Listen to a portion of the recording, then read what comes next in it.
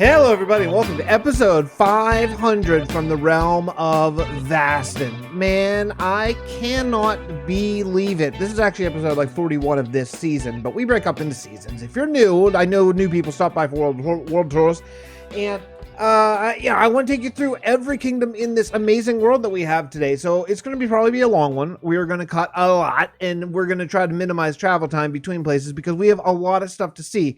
But I want to reflect on the past probably 4.5 years of my life in Minecraft, as well as just what we're doing and what we're doing in the future and where we're headed and all that kind of stuff.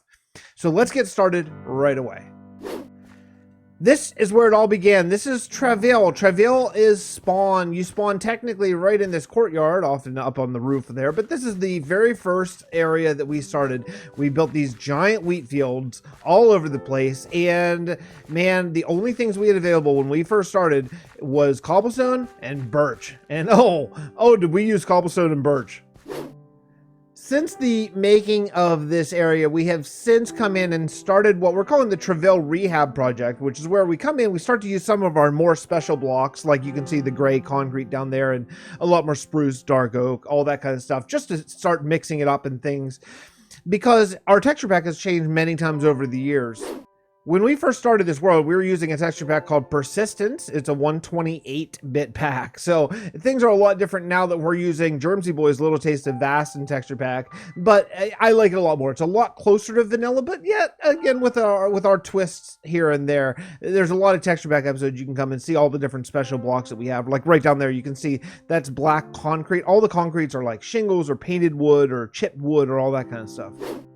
We decided that Travill would be a farming community right from the beginning, so there's lots and lots and lots of fields, mostly wheat, though as I grew as a Minecrafter, I learned that growing different kind of crops really helps for the atmosphere, because sprawling fields of wheat are cool, but when it's only that, it sort of starts to blend in. And here you can see what one of our newest members, Warlock Robbie, has been working on over here. This is just barely outside of Travill. I'm not exactly sure if we have a name for this place yet, but it's part of Travill. It's just a little bit outside, just to add to the lore. This is a place that's been destroyed by the zombie pigmen in an attack, and boy, it is magnificent. One of our members, kind of a longtime member who just recently went on hiatus, Crafting Manus, built this as her player base, and this is just barely north of Travill. We call it the Dark North Road, I think. And yeah, it's very cool. A little like a pillager stable outpost. It's super awesome. And probably our newest member, Ginthian, has overtaken this as sort of a place to work on here, just barely north of Travill as well. And it's really nice. This is a very old tower in our world, and it needed some love. It needs some. I'm really happy to see it getting it.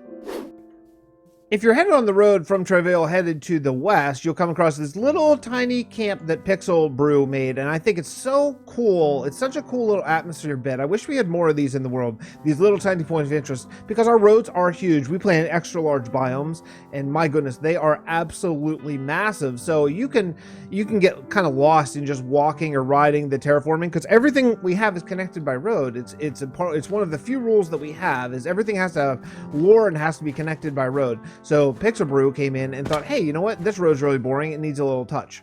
Now, right across the street from it, right across the road, is a place called Tanis. Tanis was the location of our first mending villager. This is long before we had a library with all the different villagers and all that kind of stuff. We found a mending villager close to spawn.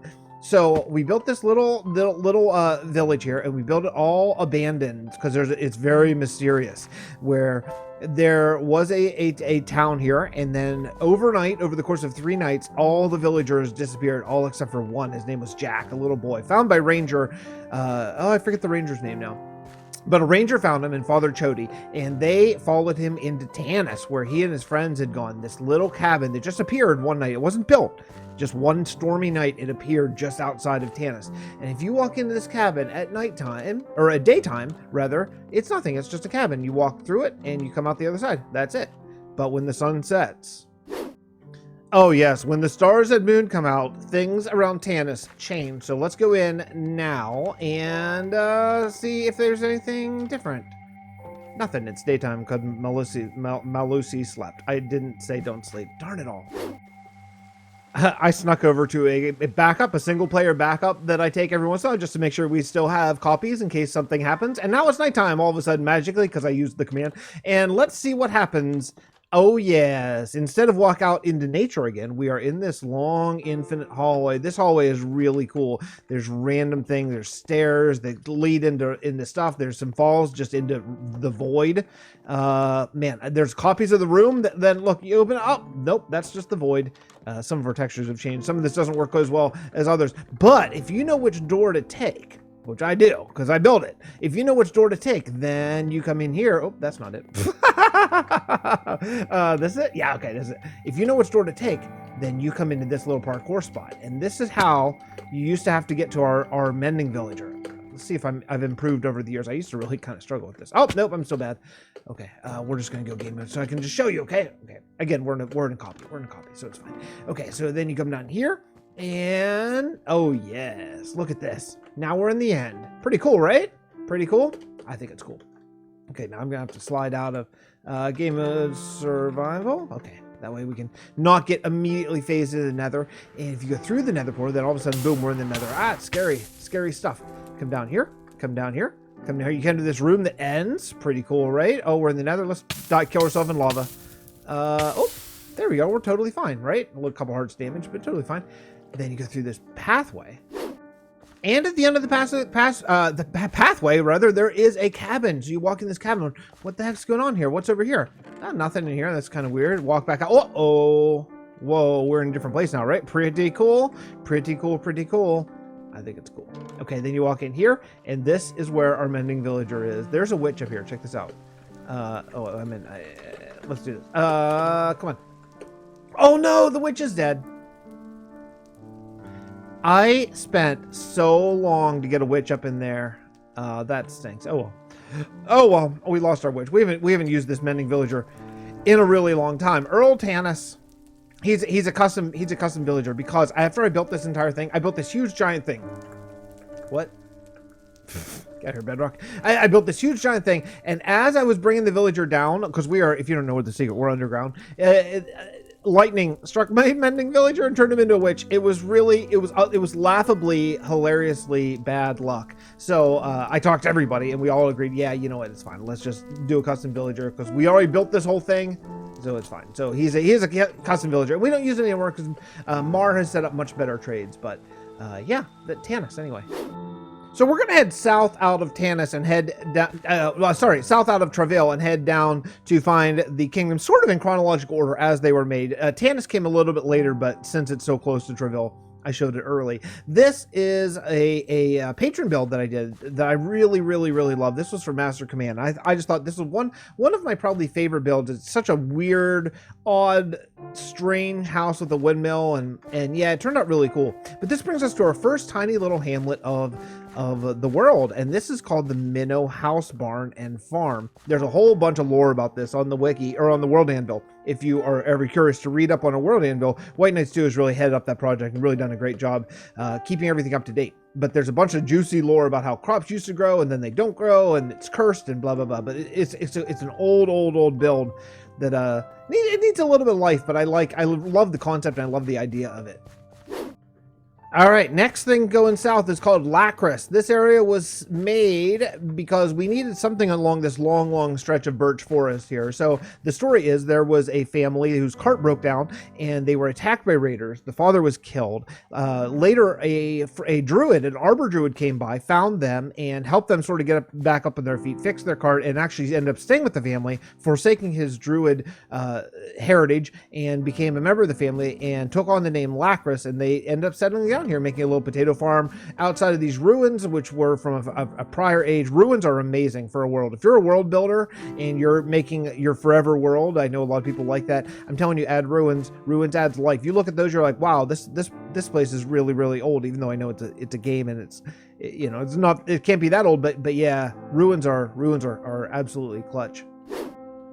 For such a small little hamlet, I really, really, really like this. I think this kind of thing, again, along the road, just adds a lot of flavor to the world. You know, it's a really simple little house. In fact, actually, you know what? I think it's bigger than it used to be. I think those houses up on the far top of your screen, I think those are new, actually. Someone must have gotten a quest for the Builders Guild.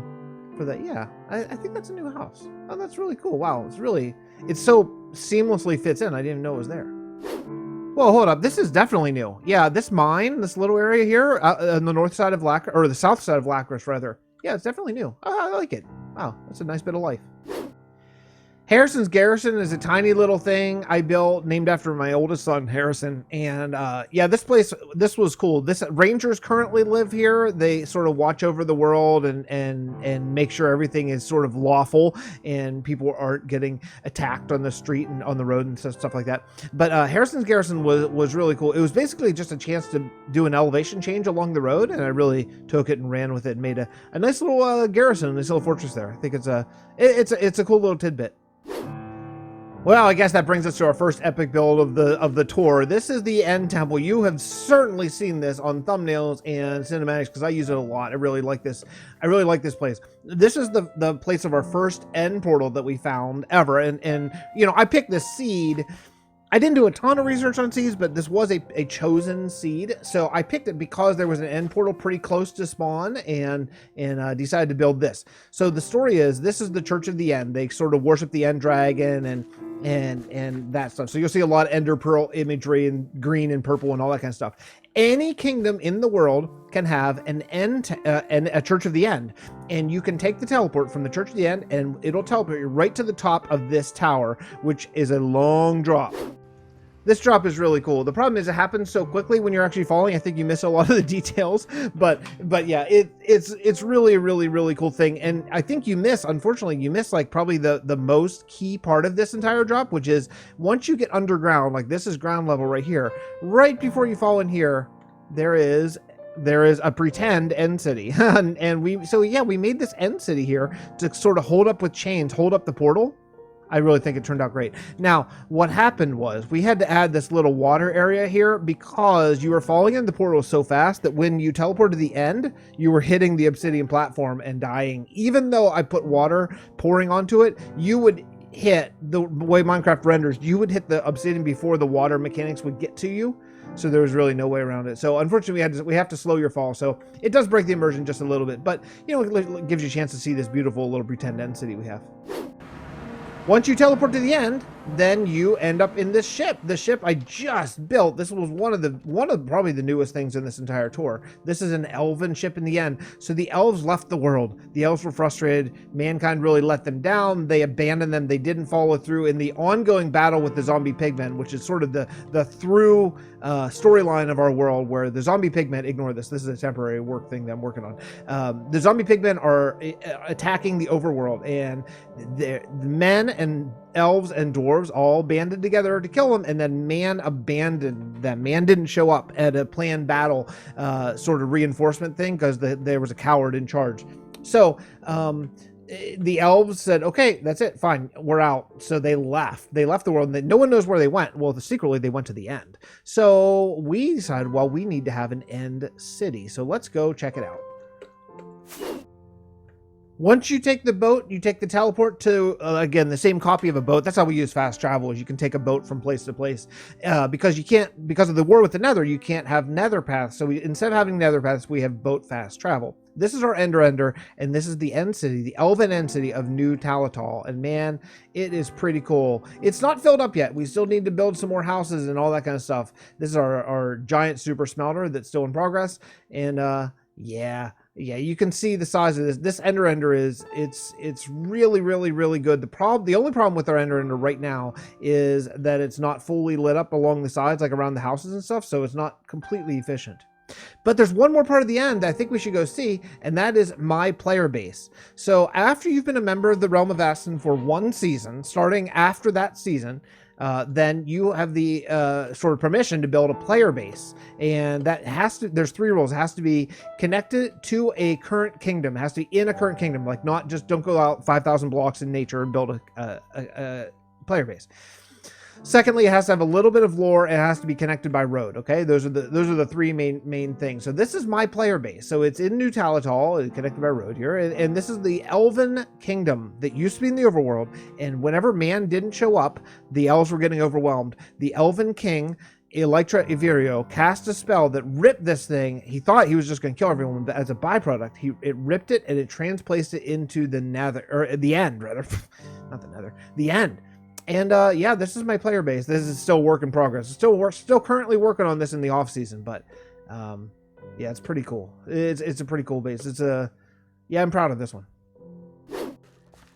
This brings us to our second kingdom that we officially built. I think I broke ground on this on episode 50. So, you know, we move a lot faster now because there's a lot more of us building. But back in the old days, the way this server started is me and some of my modded buddies decided, hey, let's try vanilla. Let's just give vanilla a shot and see how it feels.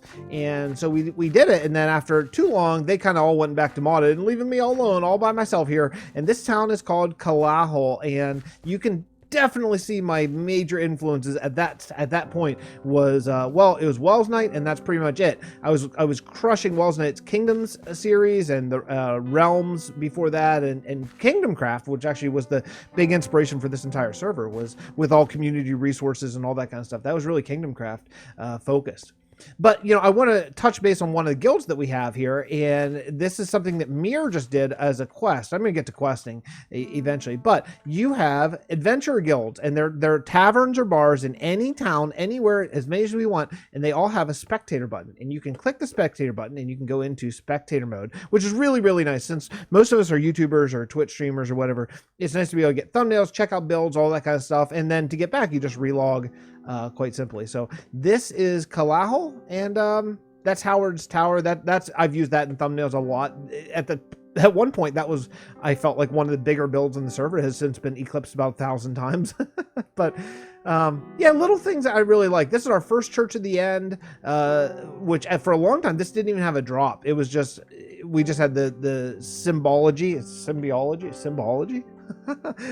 the Ender Pearls and all that kind of stuff. And yeah, I think it's cool. Also, this was our first custom forest, actually. If you go right over here, we did this custom forest. We do two things in creative in this world. One is command blocks for teleporting and stuff like that, and the other is we do custom forest using structure blocks. And the deal is you build your trees in survival in Adjury, which is the Arbor Druid's home, and then at that point, after that, if you want to do a custom forest, then you can use structure blocks to copy and paste your trees, because look at the size of this custom forest, and there's a lot of custom forests all over the place, so yeah, it would take a really long time. Yikes. Just leaving Caluss and heading sort of to the south is a little tiny hamlet called Oak Grove. And Caluss is an oak farming community. We decided that every kingdom would have one sort of major export that they do. And this one is oak. Wow, you're still alive? No way. This villager is old. Man, you're like 4 years old. I can't believe there's villagers left here. So this was the very first time I ever tried to overhaul a little village, a procedurally generated village. And you know, I've learned a lot from now, but I think it's okay. I think it feels kind of custom. I think it's all right. It's okay. We had some overlays at one point, and some of our textures I think were a lot different when I was building this. Before Germsy Boy started making our pack, I was trying to start to make it, and I was like using a compilation, some of Germs and some of B-dubs and some of Whips textures and stuff like that. And since when Germsy Boy came on board, he's like, hey, so how about if I just do your texture pack for you, because this is terrible. And it's like, okay, you're a professional and I suck. So Germ has fixed our texture pack and made it really amazing.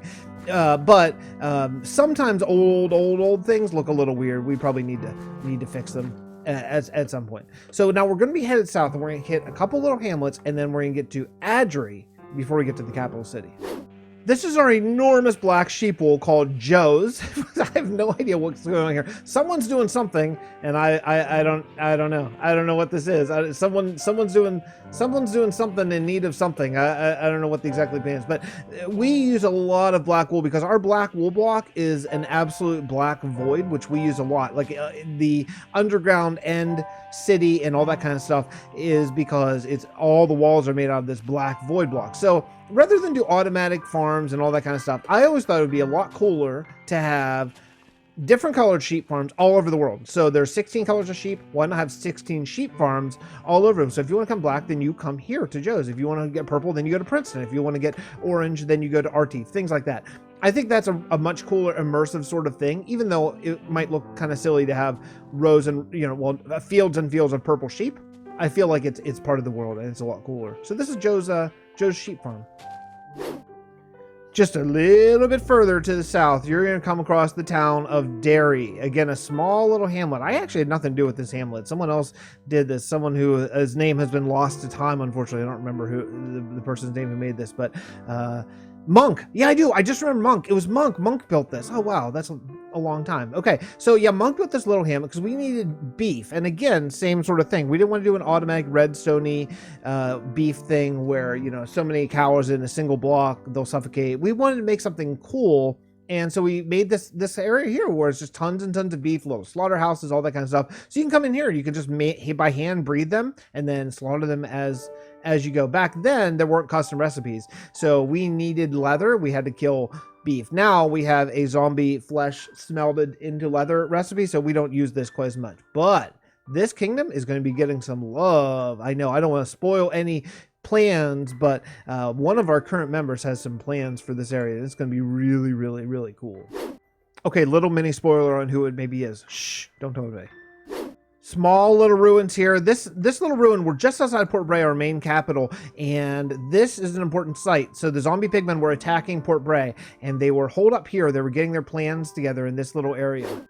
And King Minow of the House Minow, the king of Port Breigh, sent in underground a group of thieves and tunnelers, and they came in here and they planted TNT under the zombie pigmen headquarters, and they blew it up, which scattered the zombie pigmen, saving Port Breigh basically, because Port Breigh probably would have fallen. It's the only major kingdom that didn't fall in the old world of Vasten during the first zombie pigmen war. So the timeline, while we walk over here to Port Breigh, the timeline is the zombie pigmen war was very long. It was like hundreds and hundreds of years long, and man was going to lose essentially. The war was all but over. They were going to lose. The zombie pigmen, because they can open up portals anywhere. You can't have lines. You know, if you imagine that you can be attacked anywhere, from behind, from the side, inside your castle walls. I mean, there's almost no defense for it because of the nether portal system. Well, so man set up a gambit. Prince Rydar and a crew of his friends and Drews from our little magic system that if you're ever curious, we can get from Kythe's story on my channel. It's like an hour and 15 minutes long. Tells the whole story of the zombie pigmen war. But they went into the nether, and they basically, the last gambit they had, this needs to be fixed, I think. They went in and they broke all the nether portals and they threw all the obsidian in lava. Now, since water can't exist in the nether, then they can't make more obsidian, which I think is a really cool thing. Basically, our rule is if it exists in Minecraft, it exists in our storyline. So water doesn't exist in the nether. Water doesn't exist in our world nether either, just, you know, as far as lore goes. So these are the walls of Port Breigh, and you can start to see airships and ships and all that kind of stuff filter in. This is our nether hub, essentially. So once they broke all the obsidian, the zombie pigmen were stranded in the nether. Those people also were stranded there, so they end up living out their days there until about 8 years in our past. Now, our timeline here in Vasten doesn't move. We're always at exactly the year 403, September 14th, the year 403. That's the date of it. And we never go forward. We're always building up to that point. At that point, the zombie pigmen 8 years prior, hello, pillagers probably, or skeletons or something, trying to kill me in my world tour. 8 years ago, someone in Travill found a portal, and they didn't know what it was because it had been 500 years or 400 years or so since, yeah, it had been 400 years since the zombie pigmen war. 400 years is a long time, especially in old times when maybe education and history and stuff wasn't as written. And they ignited the nether portal, which zombie pigmen stormed in. They broke in, they killed everyone, they went in and they took a bunch of obsidian, and they took obsidian back to the nether, basically meaning they can open up nether portals now again wherever they want, and the war is back on. So we're 8 years into the second nether war currently in the Realm of Vasten. This is our nether hub. So again, because we can't have nether pathways like most SMPs do, this is how we get around. For major kingdoms only, this isn't for little hamlets. Like basically nothing we've seen yet except for Calatol and Travill have its own ship. Everything else, you got to walk the roads. That's the point. You walk the roads, you fly, you take carts, you take horses, all that kind of stuff. So each one of these ships goes to a major kingdom in Vasten. This one goes to the banking clan. That one goes to Celea. This one goes to Calatol that we just passed. That's over there is our mining mesa, etc. So Port Breigh is awesome.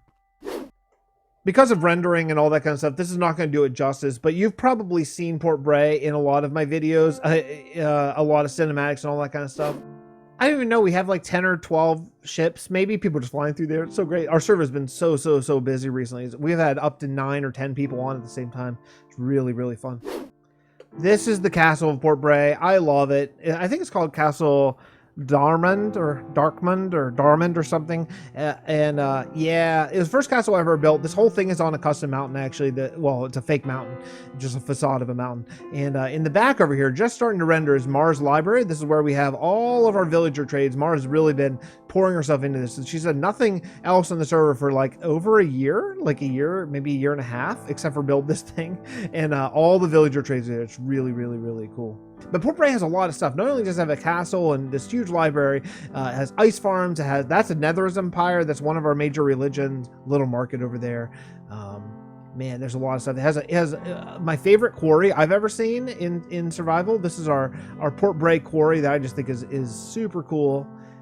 And I know Lord Knight has been working on, I think his player base actually is over around here somewhere. I don't know exactly where. It's close by. This is a Netherism attack, or a Nether attack, rather. And yeah, I love Port Breigh. This brings us to Adri. This is one of the last Season 1 kingdoms. Believe it or not, everything we've seen thus far is Season 1. Season 1 was our longest season. It was probably a year and a half long, or almost 2 years long, probably. And it was, we did a lot. We did a lot in season 1 because at that point I had not ever really considered having different seasons. And the reason why we have different seasons, they're all in the same world. We just go to different kingdoms. It's just a nice jumping on point for people. You know, sometimes knowing that this is episode 500 just for me, let alone all the other people who record from here, it can get a little overwhelming. It's like, oh, how do I even start? So, and having an episode 1 of a different season seems like a really nice way to start.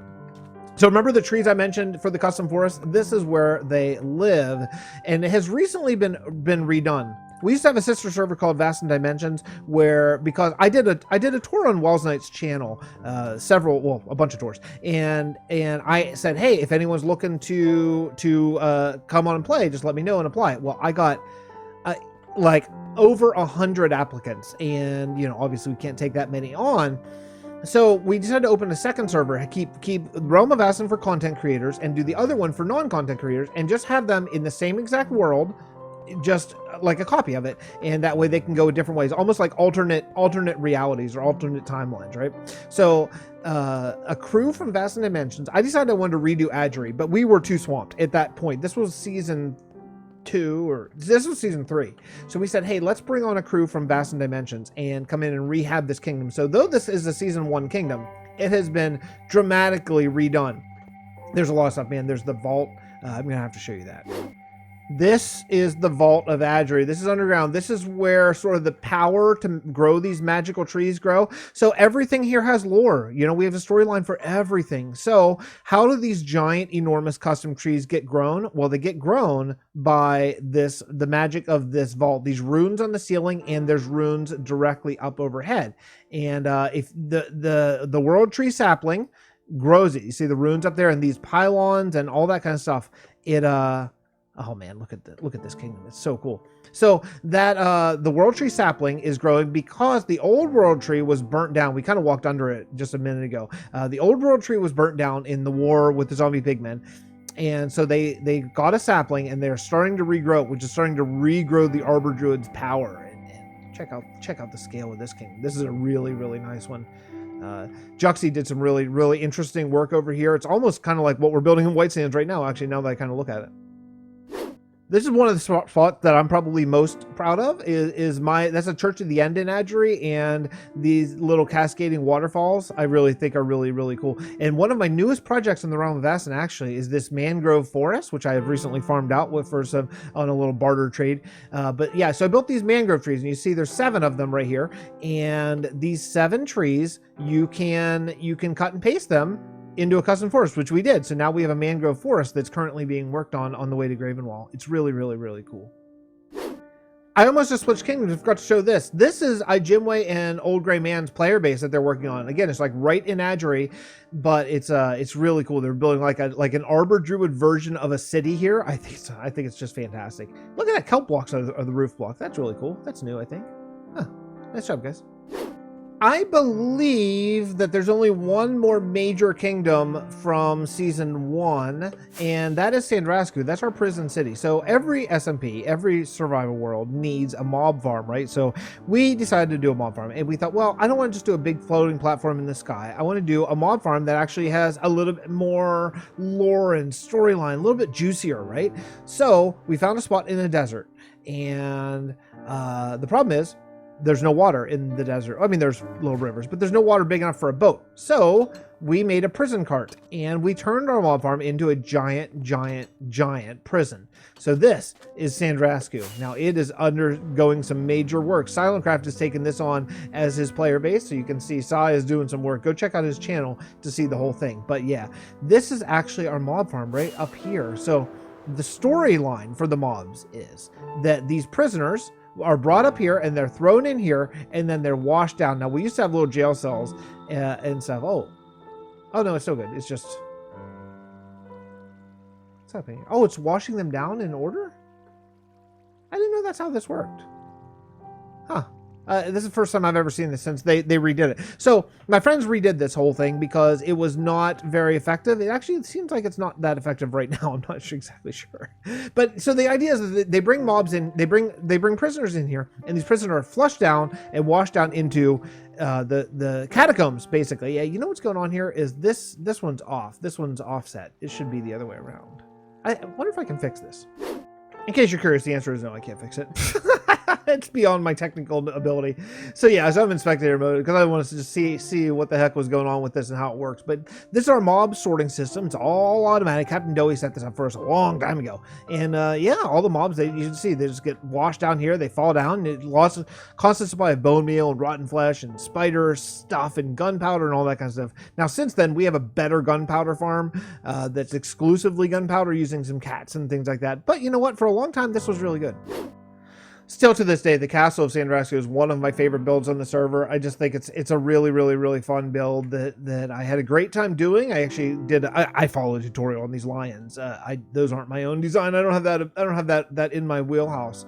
And then over here, this was a patron build I did for Silentcraft before he joined us. This was the Explorers Guild, which was a new guild for us. Basically, it's our map room of each kingdom. Like, we can't have a map of the whole world. It's 30,000 blocks wide, but we can have maps of each kingdom. So if you want to build a map room, then you just have to build an Explorers Guild to house it in. And it has an old artifact, all that kind of stuff. There's Sandrasku Church at the end, and yeah, there's a lot of cool stuff here. Just a little preview of what Sai is planning for his player base. Yeah, wow, man. Wow, look at what's going on. So Sandrasku was always supposed to be a walled city, and he is yeah, he's taken that to the next level. My goodness, wow. That dude is insane. Now, just outside of the walls of Sandrasku is one of our sheep farms. Is our yellow, or our, sorry, orange and white sheep farm called Artif. Very small little hamlet, but if you want white or orange wool, looks like a lot of them have maybe died out. I wonder if maybe Sai was getting some lag, maybe killed them. But this is where you go. White and orange wool at Artif. And that is going to bring us to the end of season 1. I think. I may end up finding stuff that also is season 1, but I think that's the end of season 1. For the next season, we decided to go head west to a town called White Sands. This is the town, the hamlet of Princeton, which really needs some love. This is our purple sheep farm. I think I mentioned that a long time earlier in the tour. I feel like I've been doing this tour for the last 9 days of my life, but we're in quarantine, so I have time. So this hamlet needs some love, definitely. There's a little procedurally generated village right over there. I did some wheat fields, but I kind of got distracted on this project and never really came back to it. Needs some love. Now, fortunately, we're getting it because Mir, one of our newer Vasten members, is doing his player base out here, which is super cool. So Mir's player base is going to be kind of, I think, in the cliffs, sort of in there somewhere. I don't know exactly, but since he's going to be in this area, maybe I can encourage him to help Princeton out just a little bit, show it some love. This is new. I mean, there's barrels and campfires, so it's got to be very new. I have no idea what this is. Like a little POI, maybe a quest. I don't know if that's a quest. It's a pretty small quest reward. Just saying, but it's nice. It's used maybe some extra stuff there. But yeah, very cool. I love that kind of stuff. If you've been watching my recent videos, you've seen this a lot. This is Bone Bluffs. Triceratops started this in season 2. This is actually probably the biggest reason why we have one of our major rules now where you are not permitted. You know, every server has rules, you know. You're not permitted to go off and build your own your own base out in nature. Now, if you want to add to a kingdom, that's why player bases have to be part of a kingdom and not just out in nature. Because if you want to add to a kingdom, great, we'll always add to kingdoms. But going out and building this, Pride built this, and then unfortunately built this amazing skull and built like 3 houses, and then unfortunately was unable to continue. So this off season, we decided to take it on and continue this project and try to finish it. Which is great. All this is new as of the last like 2 days, maybe. The Vasten team builds quickly. I mean, this is seriously like 2 or 3 days work. It's really obnoxiously fast. But yeah, this is what we're working on this off season, because this basically needs some help. It needs some love. So Pride came up with the palette, and I hated it at first, to be totally honest, but I have recently grown to really, really love it. The dark prismarine with the brick, with the white, with the terracotta and the diorite. Ooh, I love it now. So yeah, we want to do some rolling fields and some maybe a vineyard out here. This place has nothing but potential, but we need to finish it. And yeah, you can just imagine if we weren't out here finishing it, how empty and unfinished this whole hamlet would look. Yeah, just need some help. And it seems like these guys have a problem. I think Lord Knight might have done this because Lord took this on for a quest, and I think has been slowly rehabbing some parts of this kingdom. Because if you look over there, there's some modern stuff. There's some lanterns and stuff like that. So I think Lord maybe is rehabbing this village. This is just on the way to what's wrong with Lassie? Did the villagers fall into the well? Yeah, I don't know. I don't know what happened here. This is just on the way to White Sands. So I have not been over here and seen it, but it looks like a fence, and yeah, there's been some village improvements here. I don't know the name of this hamlet though.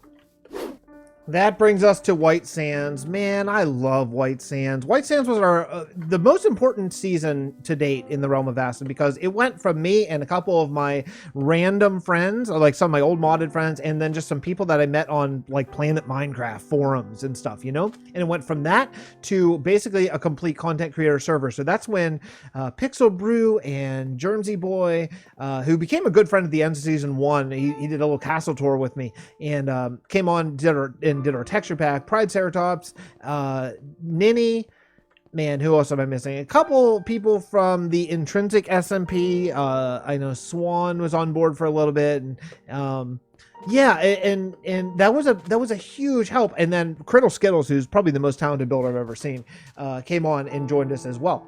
Midway through the season, and we built this kingdom. So this kingdom, we learned a lot of lessons here. This was season 2, very early in the big scheme of things. One is, look at these overlays. Are they gorgeous or what? Germsy Boy, you're brilliant. But one thing is that we decided to split this city up into 6 districts, because I think there were like 6 main builders at this point in the world. We are much bigger than that now. But the 6 main builders each took a district, and we're supposed to fill it up. One thing that we learned was, whenever you put that on people, everyone has different play amounts and different play styles and different play times, right? So some people like Pride and me were on constantly building these huge giant things. This is a palace. This whole thing that you see right now is a palace. Complete with an aquarium. The up-to-date aquatic was almost out, so I built that aquarium so it can fill up with coral later on. But yeah, this is a palace. Boy, I've learned a lot as a builder. This palace is lacking in some detail. I'm a much different builder now than I used to be. But one of the main things that we learned this season was to not break things up and give people assignments.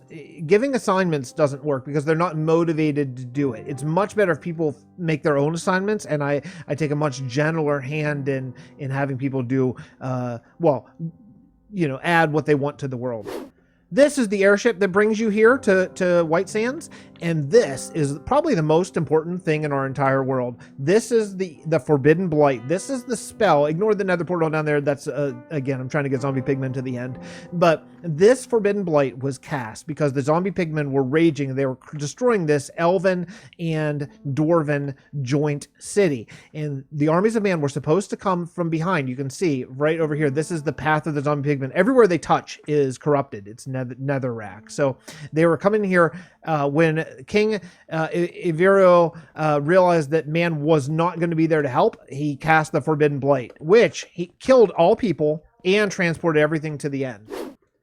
Not only was this place hugely expansive compared to any other kingdom we've ever done, it just keeps going and going and going, but also it has a few mini games. This is supposed to be our gambling district. This is an independent kingdom. Most of everything we've seen thus far bow to House Donau. We kind of use the Game of Thrones government system where there's houses and all different kingdoms sort of bow to that banner. This is an ice farm that I made. It's a converted dwarven build where they basically haul the ice up into the sky, let it freeze, and then lower it to harvest the ice. I always thought that was really cool little build. And dwarven ruins. It's where the dwarves used to live before they also left. So the elves went to the end in the lore. The dwarves went deep underground. We've never found them yet. We don't know where it is. No one in man knows where it is. I.e., that means we just haven't built the dwarven kingdom yet. But man, one day we're gonna get there. White Sands is really cool. White Sands is also called Ancient Talatol. The reason why all the sand is white is because when the Forbidden Blight was cast, it kind of crystallized all the sand, and there's some dragon bones. Yeah, just this place is just awesome. This place is just an awesome little build. I'm going to aim to show you every single thing in the realm, but man, I'm going to miss some stuff. This is one that I happen to know is here because this is just hidden along the road. I don't think these ruins even have names. I'll tell you what, if you're watching this and you want to name these ruins, you name them in the comments and they will be forever etched into Vasten lore. These ruins are something I did them for a quest to get some quest points. While we're taking out these ruins, let me tell you about the quest. So a new thing that we have in the Realm of Vasten is we have quests. Basically, it's a bunch of books and you take a quest. If you go do it, it's all about building. It's always building something. You know, you build ruins, you build a castle, you build a guild, or you build something like that. Maybe you build 4 houses in a city that needs some love, that kind of stuff. Then after you finish it, then you get builder's points, and those builder's points are kept in the tab menu. You can see you get 100 builder's points per quest. You can turn those in for unbreaking 5 gear. Well, for right now, pick, shovel, or axe, and that's it. It's 200 for the pick, 150 for the axe, and 100 for the shovel. So every season we're going to add one more piece of Unbreaking 5 gear. Maybe it might be the Elytra maybe next season. I know that's a popular request, or maybe shears or something, who knows. And then, you know, if you need gear or if you die and lose all your gear, then you got to go do some quests to go get all your new gear, especially once the netherite and all that kind of stuff comes out. Because next season we are going to the nether. We're going to be building the zombie pigmen in the nether update. We're actually building finally the other side of this ongoing war. It should be a lot of fun. I've never seen this before. I had no idea. This is zombie. Must be a pigman invasion. How freaking cool is that? There's a zombie pigman invasion here. This is just a little procedurally generated town that someone's destroyed on a quest. I know a couple of the new folks are getting all their gear and stuff, so I know that they've been like really on the quest grind. But wow, that's super cool. We just need to get a portal up there. We just need to get a portal somewhere where it shows where they sort of phased in. Maybe I'll come back and do that.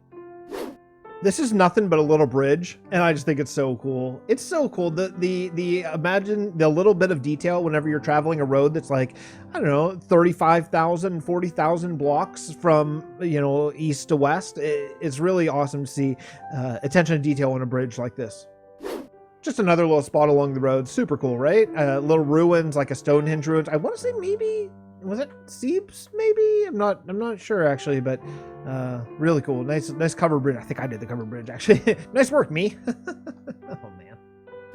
All right, this little area here brings us to probably one of the most important spots for me, which is Monument to the Fallen. This is where the people went through the portal to in their suicide mission to destroy all the zombie pigmen portals. This is the portal they went through. It's a huge lore-wise important thing. Also, separately, these are statues for all of my patrons and YouTube members. Man, it means everything to me. Thank you guys so much for coming by. So if you're missing your statue and you're watching this world tour, it's like, hey, I don't have a statue there, then please let me know and I will put that up. But yeah, you guys make all the things that we do possible. So thank you so much. But yeah, and then over here, Monument to the Fallen is a little updated village that I kind of overhauled, and who knows, the future may be bright for Monument to the Fallen. I think we're going to end up being back here. If this is where people went through the nether portal, if this is where they went through the nether, then maybe this will be our overground stage of operations for season 6. I don't remember the name of this little place, but Truth, one of our old Vasten Dimensions members, and who took a little bit of a break and is back, is working on this farmland, and it is expansive. It's a crazy amount of grind. He's already gone through it and sort of what would you call it, landscape the whole area. So now he's just planting planting fields and making huge custom cliffs, custom mountains, custom hills, the whole thing. It's really an impressive, amazing amount of work. So go Truth, go. I've never seen this before. I don't know what this is either. Maybe this is a quest. This is just like a little roadside POI. It looks new because I see there's a grindstone on it, but well, I don't know. Let me know what is this? I think there's an interior too. Wow, cool. That brings us to Stillpoint. Stillpoint was my off-season project from the last off-season where I took a procedure-generated town and I made it. Now, this was in the lore from a long time ago. This is where our friend Ferdinand, who had a long lore story, was originally from. And this Pog, his boss, was from here. They were out on a trip and they came back only to find their entire place destroyed by a zombie pigman invasion. So you can see there's some siege weapons here and there's a big port. Look how cool, right? I mean, look at this. So Chef Boyardee, who's man, I hope Chef comes back. Chef took a Minecraft break. If he comes back, he invented this sort of nether portal design that we've all taken on, and it's fantastic. So yeah, there's just rows and rows and rows of cornfield. There's some damaged stuff. You can see like they opened the portal here, and then they stormed through, killing everyone, and then just returned back to the portal to open up portal somewhere else. I mean, imagine how do you defend against this? They can open portals anywhere. This is why the world's not having a good time. Not having a good time currently.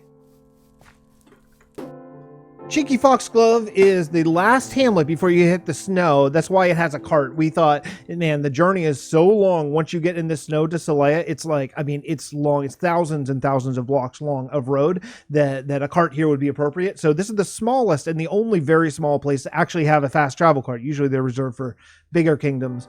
But right north of CheekyFox Glove is Chateau de Caluss, which is just wonderful. Caluss is a madman. For his player base, he went all in and decided not only to build an amazing like little fortress like castle mansion sort of situation, but also go all in with like basically a whole hamlet and little town and everything. It's so good. It's so good. Caluss's attention to detail is second to none. He's really unmatched between this little town and the little dock and then the chateau. I mean, look at this place. It's just sick. It's just so sick. It's really maybe my favorite build on the entire server. I don't know. At least one of them. It's not the biggest, but man, it's a flawless build. Perfect. Never before seen by human eyes is my latest quest. I got a roadside POI quest, and I've been working on this little area here. It's not done yet. I'm about halfway through building. I mean, it's a quest. I got to make it look pretty good, you know. But yeah, just trying to do a tower in this little ice spikes biome that's never really been touched before. And yeah, I think it's going to be really cool, but a lot more to come here. One of the hardest things about when you build the scale that we do is unfinished stuff, and these bridges are everywhere, especially between Monument to the Fallen and Selaya, and then again from Travill spawn to Gravenwall. Yikes.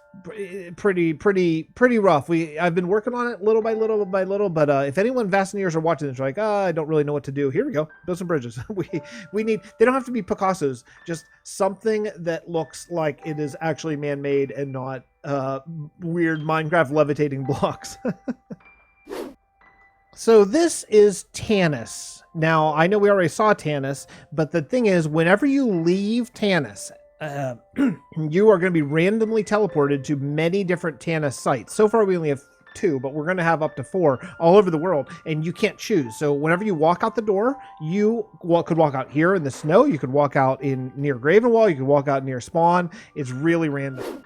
Still heading northwest, the next little hamlet is called Cordaria. Crafting Manus and I did this together as a collab. It was really fun. I really regret not getting to do more with her. I really loved playing with Mantis, and I miss her a lot. It's too bad that she just doesn't have the time to continue on with us right now, unfortunately. But it's a hiatus, not a goodbye forever. So Cordaria is basically, we needed a wool farm in Selaya, and we needed specifically a gray wool farm because we use a lot of gray carbs. In our texture pack, wool, gray carpet is stone brick, but gray wool is still just regular gray wool. It's really, really a cool thing that Germ worked out how to do. So same thing with yellow. Like yellow wool is the same, but yellow carpet is actually like hay. It's really fantastic. So over here we did gray and cyan, which are the colors of Celea. For some reason, all the sheep have migrated into that tiny little hole, but there's actually quite a few sheep here. And again, it's just a chance that where, you can come and shear a bunch of sheep, because we use quite a bit of that on flags and banners and Celea and that kind of stuff. But Cordaria was really fun. This is an adventurer's guild right here. You just walk in here, fully finished interior, of course, and these are the buttons that you press. So if you want to go, that would be adventure mode. If you want to go spectator, that's all you have to do. Super cool.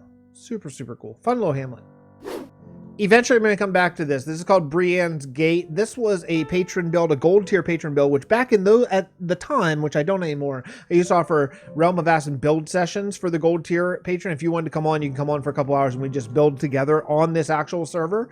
And Brienne, a longtime patron, longtime supporter, came on. We built this together. And eventually what I want to do is I want to have a couple houses out here, because these guards would live. This is so far from Celea. These guards would probably be stationed out here for like a month at a time. They wouldn't just come out 9 to 5 job. It's very far. So yeah, Brienne's Gate. Cool little sort of entrance to Celea. I forget the name of this little place. Darn it. This is on the road headed towards Celea. Caluss built this tiny little place, and again with the just attention to detail and the bearberry bushes. Bearberries are something that we had in lore. We couldn't decide what these people in Celea were going to eat. And I did some research. By the way, I'm on my single player world. There were a bunch of people on the Realm of Vasten building, and I didn't want to be traveling all over the place and lagging the crap out of the server. So I just switched over here to the my working backup, which is where I do a lot of texture pack testing and all that kind of stuff.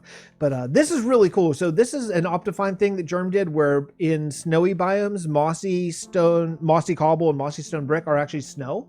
It really adds a lot to it. And Caluss did something I've never seen before, but I love it. He used logs going across here with like wood planks as like banding. I've never seen anyone do that before. That's a fantastic. I want to use that so much more. That's a really, really cool build. Super awesome, man. Wow, the dude, he's great.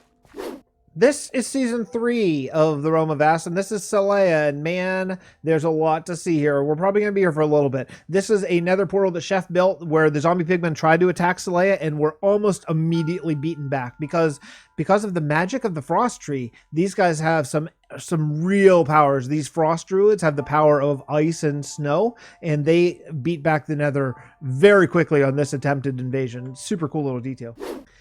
We did a lot of big digs this season, so we came up with a new guild concept. It's called the Mining Guild, and if you have this sort of build here, then you can get an hour of haste. 3 or 2, whatever the normal beacon is, just so it's beacon power without having to move your beacon around. The rules of it are: it has to be suspended by chains, has to be surrounded by lava, it has to be somewhere in the area of like 30 to 40 Y level, and then you get your hour of haste. Really cool. Only recently did this castle get to a state of kind of done-ish. It's not done, but it's more done than it was before.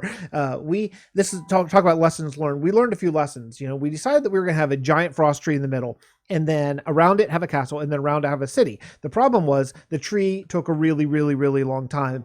You can see it's still not done, although that's coming very soon, very, very shortly. We actually have a plan. Silentcraft and Stu and a few others are going to head it up to finish it very shortly. And what we learned is that's not the best way to do things. If you're doing your own world, don't base everything else off of the first domino, because then you can't do step 4 until you do step 3, until you do step 2, until you do step 1. So it kind of, by doing it that way, it kind of set back everything and caused a little bit of certainly not big problems, but it caused a little bit of issues in getting this whole city laid out, because what we should have done is had the tree on the outskirts or done it before the season started or something like that. But yeah, it was a little bit difficult. There's so much to see in this kingdom. I can't even really show it all in this video. If you want to see it, we have a public tour server available. Just it's in every description of every video that we do. You can log on. No whitelist. It's survival. You can log on and you can just go and walk around and check out the amazing world that we've built. It gets overwritten every week or so, so that way if someone griefs it or whatever, it doesn't matter, because it will just get overwritten by the next update. But you can walk around. You can just log on and just walk around this world. There's horses and stuff right at spawn, so you can just ride the roads and just check out all the stuff that we built. This is the Explorers Guild down there below. That's supposed to be the map room, although I think we had an item frame glitch. This, I really like this little floating Order of Man library. I thought that was really cool. I actually did interiors, believe it or not. I did. Truly, I did. Klautos' life work in Selaya has been underground. He's been on this since season 3, and we are starting season 6 here in a few weeks. And he is building this underground tomb. It's so massive that I can't even explain. You need to walk around it. Like, the detail in each one of these crypts, and I think there's 9 total crypts, is really, really staggering. Klautos, this is amazing work. I was just in here last night with him, checking out some of his redstone abilities, and just we spent 1 minute looking at redstone, and all the rest of the minutes just fighting mobs, because it's just relentless. But if you leave Klautos' crypt, you get to something we call the Path of the Ice Seers. This was my big project from season 3, and man, I think it turned out really, really cool. So essentially, there are a few frost druids who have the ability to actually see into other dimensions, and the plan is to occasionally put in a portal where it shows another dimension. So like if you look, for example, since Wilson has been such a huge help to us by showing this server several times on his very successful YouTube channel, and a lot of people who play here actually came from Wells' server. I recreated Regnum from his Kingdoms thing here. So like as if this portal just can peer in across dimensions into another world, which is actually can look into Regnum. Now, our texture pack's a little different, so it's not exactly a match, but it's pretty darn close. And then at the end of the Path of the Ice Seers, you get to this, the cave, Crafting Manus's project for season 3. This enormous ice cave, complete with the Drake. I think it was going to be a dragon, but there's not enough room for wings. So yeah, it's an amazing organic build, and what a project. She dug out every single inch of this all solo. And Klautos dug out his as well. I got help. I was not about to dig out mine all by myself. These guys are insane. This little area, I love it. I love this area. It's so cool. These, by the way, if you don't know our texture pack, these are jungle trapdoors. They give you this wheel texture. It's so awesome. I'm in creative just so I can show you some things. And it doesn't matter. This is a test. This is the backup world anyway. Yeah, so Caluss built this little area. We wanted some medium-sized housing. Like, we had a lot of mansions in this area. We wanted some sort of middle ground. Ninny built this over here. Oblivious built that. Caluss and I built these huge bearberry fields that just stretch on and on and on and on. This is really funny. This is an apiary before we had beehives, but now we have them. But Ninny worked this out a long time before. Let's see. This is Caluss built that house. That was I think Caluss. I think that was his first house on the server actually. Caluss joined midway through season 3. This is Mythical Sausage. The great Mythical Sausage came on and built just a little bit with us. Did some world tours with us and too. Oh, what a dude. I miss talking to that guy. I built this house. I tried to sort of copy Ninny's house and Sausage's house and built this. This is a patron house. I don't remember who for actually, but this is a patron house that I really think turned out really well. Yeah, I really like it. This church over here, it was probably one of my first builds. This is a church at the end. This is where you can get teleported and take the drop if you want to go repair your tools and all that kind of stuff. And yeah, you can just see that Germsy Boy built these facades. We're gonna finish those one day. We're gonna finish those. I promise. We will indeed. There's so many things. Joel Duggan did a lot of this road work. Joel Duggan of the Spawn Chunks fame. Mar did this lighthouse. Grumpy Owl, the great Grumpy Owl, did this. It's a really cool inn. There's a bunch of story that I think is really cool. I think Pixel Brew did that. This was a patron build we did. Caluss's sister had some medical issues. Klautos' sister had some medical issues and needed some help. So we did a little bit of a fundraiser here on the Vasten server, and we built this on a live stream and took donations and gave out some rewards and things like that. And Grumpy Owl really headed up. It was a really awesome thing he did. Let's see, this is the boat that brings you to Selaya from Port Breigh. I thought that was really cool. These ice spikes are really fun. Ninny, I think, did this. I'm missing all the credit. But this might be one of my favorite spots in all of Vasten. This spot was Criddle Skittles' little area that he worked on here in Selaya. It is fantastic. Look at this. I mean, the depth and the up and down and vertical depth and horizontal depth. It's just really awesome. This area is really cool. It's one of my favorite places to just come and walk around. Here you can see these are gray carpets. You know, you just put them on, you can cover lighting. It's a fantastic way to do it. Square Mario was on us for just a little while. He didn't hang for very long, but built a couple of these houses in here. I'm not exactly sure which one. And yeah, Soleil is really cool. Well, let's head back out of the snow and head back to, well, I guess we'll head to Season 4, Anduir's Rest.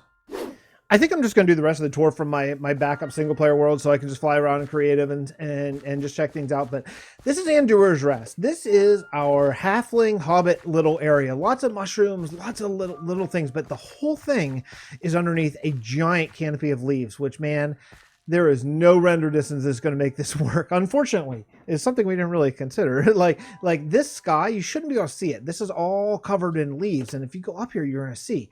So, man, I'll miss it all, but let's just give you a little sneak peek of a couple things. This world backup is only about 4 or 5 days old, so it's fairly recent.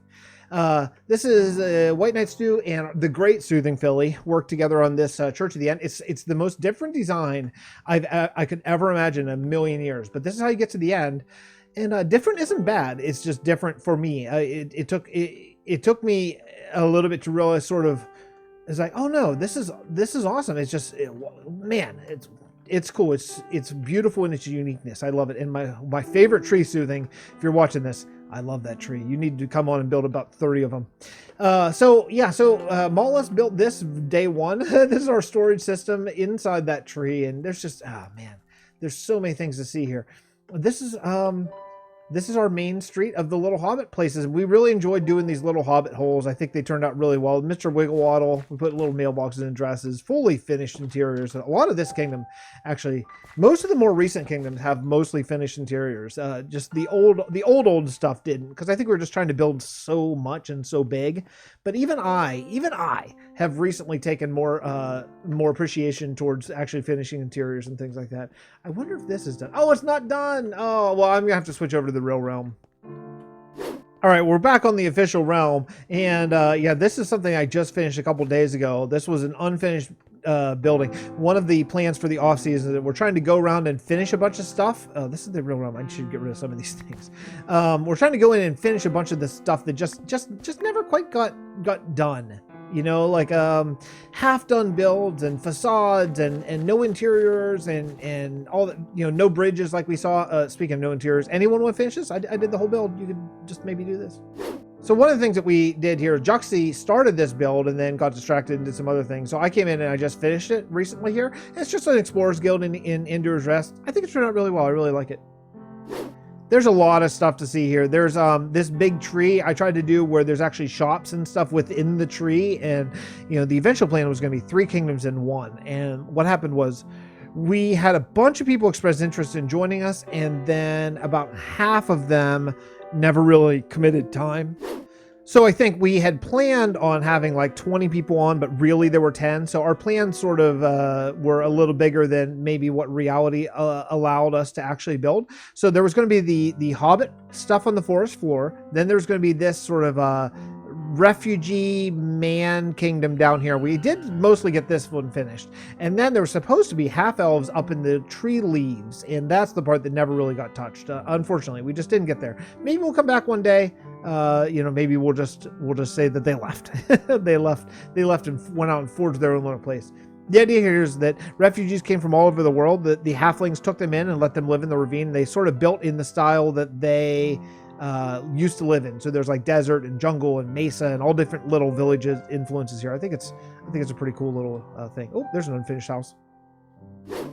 These probably were 2 of my biggest patron builds I ever did. This was done for Arcadia, who asked for Notre Dame Cathedral. And I thought, oh, you know what would be cool? What if we did Notre Dame Cathedral, but a Church of the End and underground in the ravine say? So yeah, so we did this. This is the Staff of Rue, and it was so powerful when it hit the ground that it actually opened up a nether portal underneath it. So I think that was a kind of fun little lore way. And if you follow up to the top, you're gonna see probably the longest waiting patron build I ever did, which is the one I did for Silentcraft. This is his gold tier where he asked for a statue of Rue. I tried like 15 different statue builds. And finally, I came up with this one that I liked, and it's kind of villager based. And the reason is Rue was an eternal. He was one of the ancients, one of the first ones in the world. He was the last of them, and he felt himself dying. And he loved villagers so much. He loved the people of this world. So in his last gasp, he thrust his staff down, which created these giant trees in Anduir's Rest. And at the same point, he's a shapeshifter. He took the shape of a villager as he sort of turned to stone to end his life. I don't think it's the greatest build I've ever done, but for an organic and for someone who doesn't do organics, I think it's passable. It's passable. Okay. Anyway, so that was season 4. The other one we did in season 4 I already showed was New Talatol. The end city, the Elven city was New Talatol. Now it's time to move on to season 5, which just ended here just a couple days ago. The Whirling Fae is a patron build for the great and wonderful Cosmic Dancer, who's been such an just unbelievable help and extreme supporter of me and the channel and everything over the last couple years. And I can't thank her enough for all the support that she's given, really allowing us to do many of the things that we are able to do as a group here. That's so the Whirling Fae I wanted to build as kind of a thank you. My tiny little digital Minecraft way of saying just thanks a lot for the just tremendous support that you've shown. So thanks, Cosmic. Also, secondarily, right beside it is the Great Fir Forest, which is, this is a custom forest. This is the first custom forest we ever did. And I learned a lot of lessons. For one thing, we don't have that many variants of trees here. So ever since this forest, we always have 7 varieties of trees before you do a custom forest, because I think we had 4 here, and there's just a lot of repetition. So we've sort of learned that when doing a custom forest, 7 seems kind of to be the magical number on enough variety of trees to have a convincing look.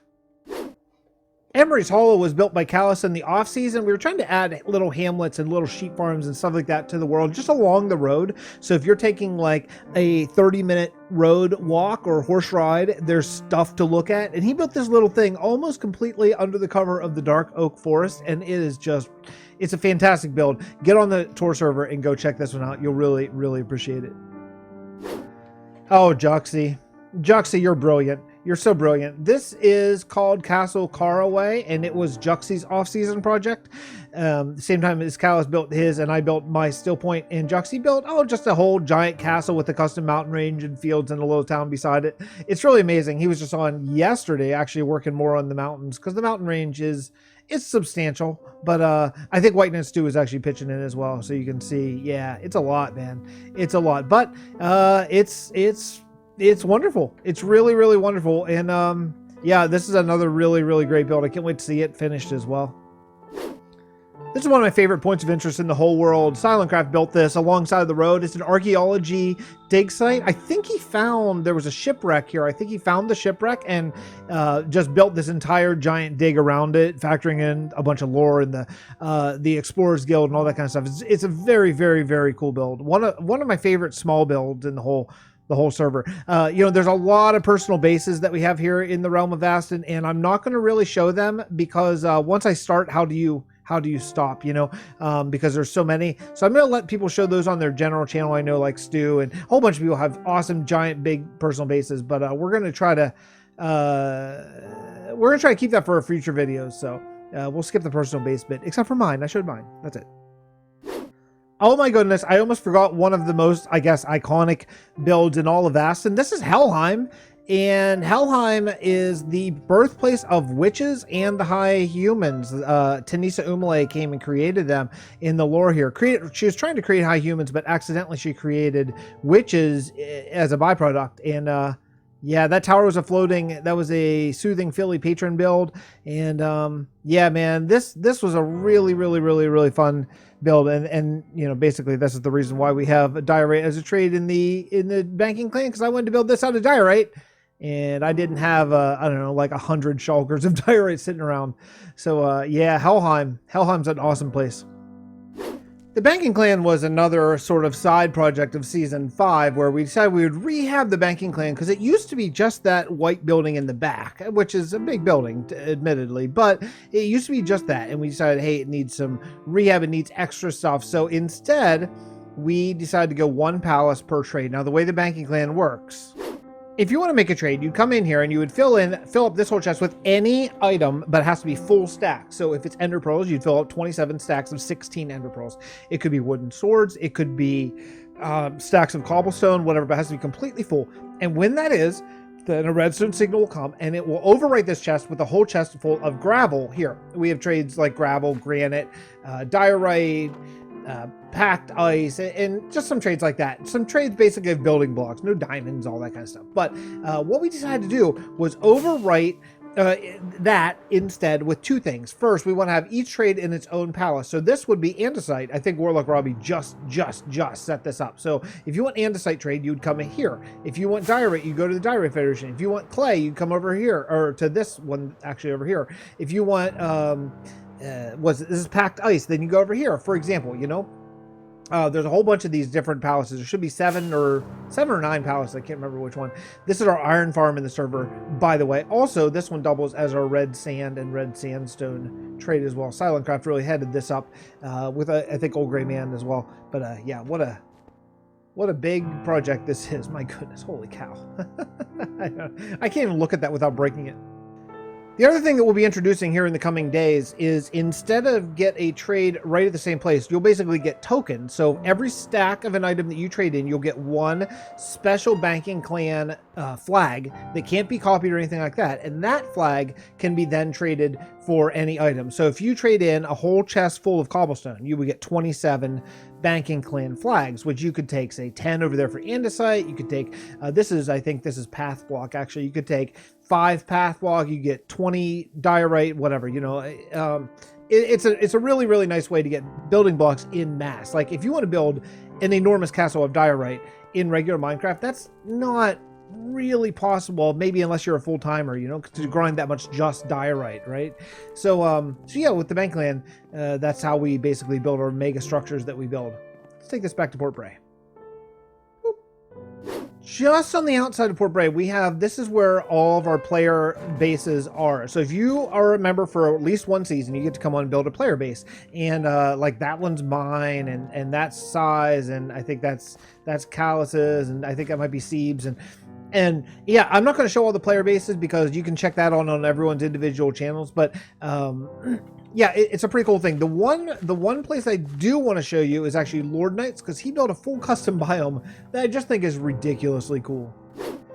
You know, I said this is Lord Knight's player base. I don't even know if that's actually true. I think this is just a custom biome that he set up, and look how cool this is. Man, I wish we had more custom biomes. Are so much the way I'd like to go more and more and more in this world. It feels so cool and just awesome. Look at it's like why can't Minecraft have generation like this? It's so awesome. This ship was built by Damon in Vasten Dimensions. We decided that every season of Vasten Dimensions, we would bring one ship built over, or one thing built over there, and bring it over to this world using structure blocks. And this, because it's built in survival on that server. Unfortunately, that server has since been phased out. It was kind of dying, and we felt like it was better to give it an end than let it very, very, very slowly die. So yeah, so Vasten Dimensions ended. So this was the only thing we actually officially brought over from VD. But boy, it's a beauty, isn't it? It's an amazing ship. The Perdition's Edge. And this is how you get to Gravenwall, which is the High Human Kingdom. This is our Season 5 home. We made some big changes that are going to remain forever because they were hugely successful. For one thing, going forward in Vasten, we will no longer respect sort of boundary lines between builds. Build wherever you want, fill it up. Who cares? It's going to be awesome, right? It's so critical to not allow a lot of space. If you saw the rest of this tour, there was like a build, then a bunch of grass, then a build, then a bunch of grass, then a build, right? That just feels like a big town. Even if you have 1,000 houses, it feels like a big town. No more. We are now building on top of each other. You can see, like, Avalar built that in. It touches my church, you know? My church touches Juxie's storage building. The whole thing is that, and that probably can best be shown probably by right down here. We did a bit of a steampunky sort of looking like place where Caluss and I think probably did most of this. We built literally on top of each other. Like, I built this house, Caluss built that house that's on top of my house, and man, this area is a beauty. Go in the tour server and walk around. You need to see this in person because it is something else. There is so much to this kingdom, man, we'll never show. But this is the most recent kingdom. So if you're hanging out on my channel, you've probably seen most of this sort of develop, but it is wonderful. This ship sailed in an ocean, and then in a war with the high humans and witches, the witches drained the ocean. Since this is a steampunk kingdom, they thought that draining the ocean would really hinder the steampunkiness of the technology of the high humans. And so as the ocean was being drained, the humans held the ship up with chains. It's just such a cool steampunky sort of thing. This is some of the things I built. I built this drill that's held up by a hot air balloon. I thought that was really fun. This big steam. Dramasmith Games came in. Dramasmith, the great, brilliant builder and YouTuber, came in and helped me with that train. Caluss and I worked together on this castle, the Zygon Society castle. It's a really, really cool thing. Not a lot of interior going on there. Not a lot of finished top. It looks like we gotta finish that.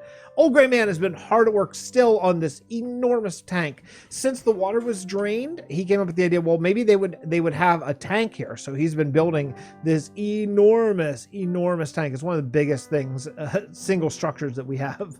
Surely, wow, it's just massive. Speaking of enormous, I guess I could mention this. This is Kronos. This is Silentcraft's big project for season 5, and yeah, dude went all in. Kronos is massive. I mean, I could look at this build all day. It's so good. There's so many different things to look at here. I mean, oh man, I'll never remember who built everything, but yeah, it's been awesome. We have a little like golf course. This awesome airship up here. I know.